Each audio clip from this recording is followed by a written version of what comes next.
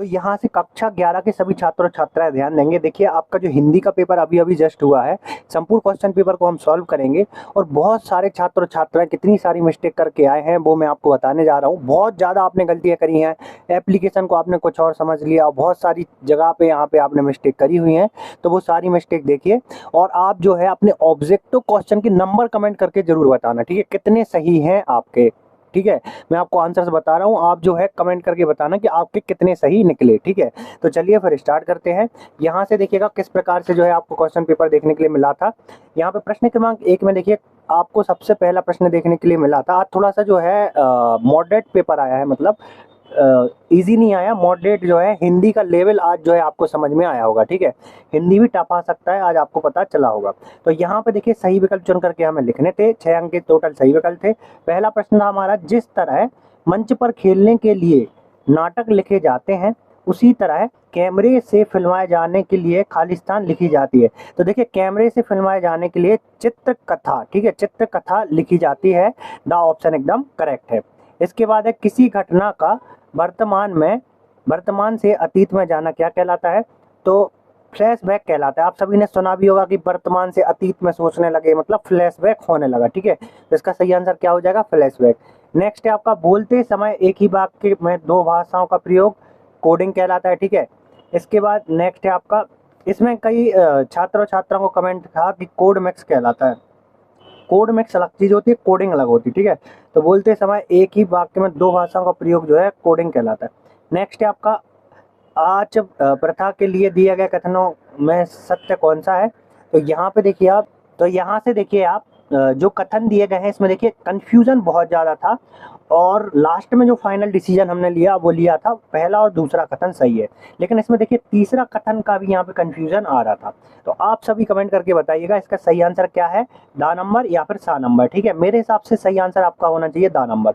इसके बाद देखिएगा, हिंदी साहित्य का स्वर्ण काल। अब देखिए इसमें भी आपसे घुमा के क्वेश्चन पूछा गया है। ठीक है, भक्ति काल को कहा जाता है। अगर ये भक्ति काल लिख के दे देते ना तो आप तुरंत जो है फटाक से जो है आंसर जो है टिक लगा के आ जाते।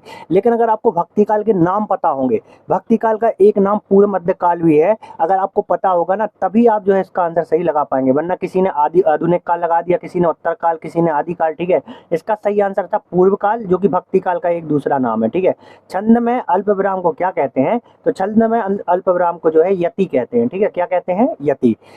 यहाँ पे भी तुक लगा करके आए हैं बहुत सारे छात्र छात्राएं।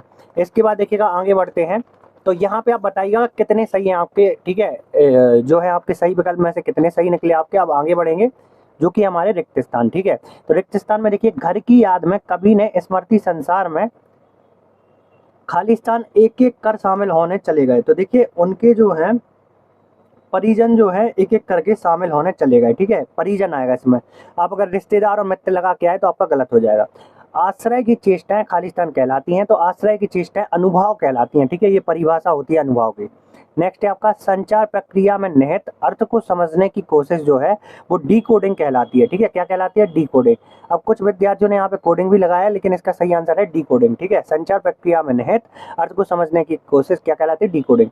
लॉर्ड कर्जन ने भारतवासियों को गर्म तवे पर, ठीक है, पानी की बूंदों, ठीक है, पानी की बूंदों एकदम करेक्ट हो जाएगा, पानी की बूंदों की भांति नचाया है। नेक्स्ट है आपका, अर्थ के आधार पर वाक्य 8 प्रकार के होते हैं। ठीक है, 8 प्रकार के होते हैं, अगर आपने 8 लगाया है तो आपका करेक्ट हो जाएगा।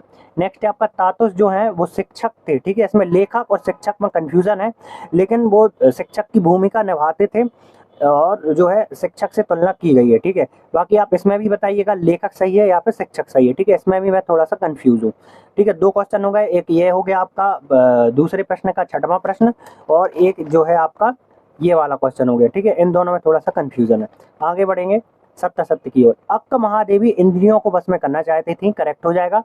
छंद जो छंद वर्णों के आधार वर्णों की संख्या पर आधारित होता है वो वर्णिक छंद कहलाता है, एकदम करेक्ट है।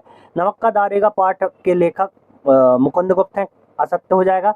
अति का अंत विलोम होता है, तो ये असत्य हो जाएगा, अंत नहीं होता विलोम। ठीक है, इसके बाद है अनुपम मिश्र पर्यावरण संबंधी आंदोलनों से जुड़े हुए, एकदम करेक्ट हो जाएगा। इसके बाद है आपका कार्यलीन पत्र औपचारिक पत्र की श्रेणी में नहीं आते हैं, तो ये जो है आप कमेंट करके बताइएगा। ठीक है, ये मुझे नहीं मिला है, औपचारिक पत्र की श्रेणी में आते हैं या फिर नहीं आते, ये सत्य था या फिर असत्य था, इसमें आपने क्या लगाया ये आप जरूर बताइएगा। इसके बाद है आपका सत्रीय नृत्य। तो सही जोड़ियां भी बहुत सोच समझ के दी गई हैं। जी हाँ, अगर आपको जो है 2 सही जोड़ियां 3 सही जोड़ी बनेगी तब जाके आपसे जो है ये लास्ट वाली सही जोड़ी बनेगी। अभी बताता हूँ आपको।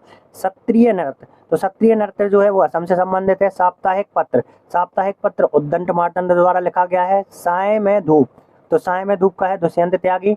रसराज, तो रसराज का जो है श्रृंगार रस हो जाएगा। अक्क, अब अक्क में कन्फ्यूजन हो रहा था जो कि आपका बहन से लगाया जाएगा, ठीक है। अक्क महादेवी जो है क्या है, बहन, ठीक है, बहन से लगाया जाएगा।